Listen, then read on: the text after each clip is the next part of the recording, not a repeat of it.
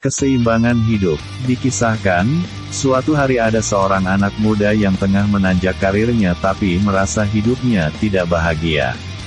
Istrinya sering mengomel karena merasa keluarga tidak lagi mendapat waktu dan perhatian yang cukup dari si suami. Orang tua dan keluarga besar, bahkan menganggapnya sombong dan tidak lagi peduli kepada keluarga besar.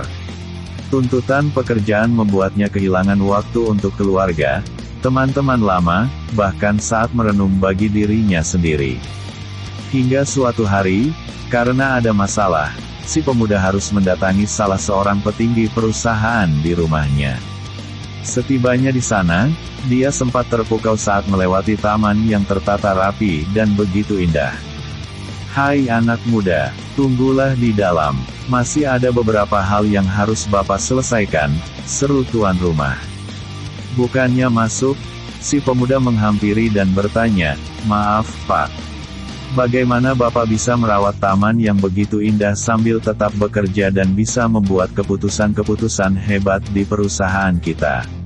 Tanpa mengalihkan perhatian dari pekerjaan yang sedang dikerjakan, si bapak menjawab ramah, "Anak muda, mau lihat keindahan yang lain?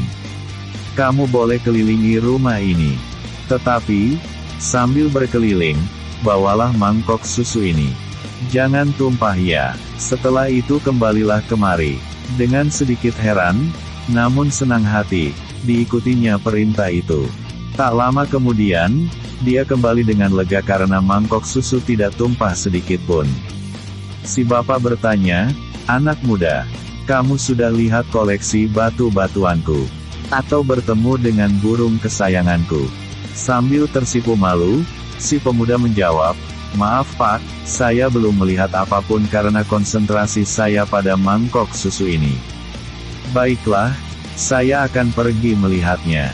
Saat kembali lagi dari mengelilingi rumah, dengan nada gembira dan kagum dia berkata, "Rumah Bapak sungguh indah sekali, asri, dan nyaman." Tanpa diminta, dia menceritakan apa saja yang telah dilihatnya. Si bapak mendengar sambil tersenyum puas sambil mata tuanya melirik susu di dalam mangkok yang hampir habis. Menyadari lirikan si bapak ke arah mangkoknya, si pemuda berkata, "Maaf Pak, keasikan menikmati indahnya rumah Bapak, susunya tumpah semua." "Hahaha, anak muda, apa yang kita pelajari hari ini? Jika susu di mangkok itu utuh, maka rumahku yang indah tidak tampak olehmu. Jika rumahku terlihat indah di matamu, maka susunya tumpah semua. Sama seperti itulah kehidupan, harus seimbang. Seimbang menjaga agar susu tidak tumpah sekaligus rumah ini juga indah di matamu. Seimbang membagi waktu untuk pekerjaan dan keluarga. Semua kembali ke kita, bagaimana membagi dan memanfaatkannya. Jika kita mampu menyeimbangkan dengan bijak, maka pasti kehidupan kita akan harmonis." Seketika itu si pemuda tersenyum gembira, "Terima kasih, Pak. Tidak diduga saya telah menemukan jawaban kegelisahan saya selama ini. Sekarang saya tahu, kenapa orang-orang menjuluki Bapak sebagai orang yang bijak dan baik hati. Dapat membuat kehidupan seimbang tentu akan mendatangkan keharmonisan dan kebahagiaan. Namun bisa membuat kehidupan menjadi seimbang, itulah yang tidak mudah. Saya kira, kita membutuhkan proses pematangan pikiran dan mental.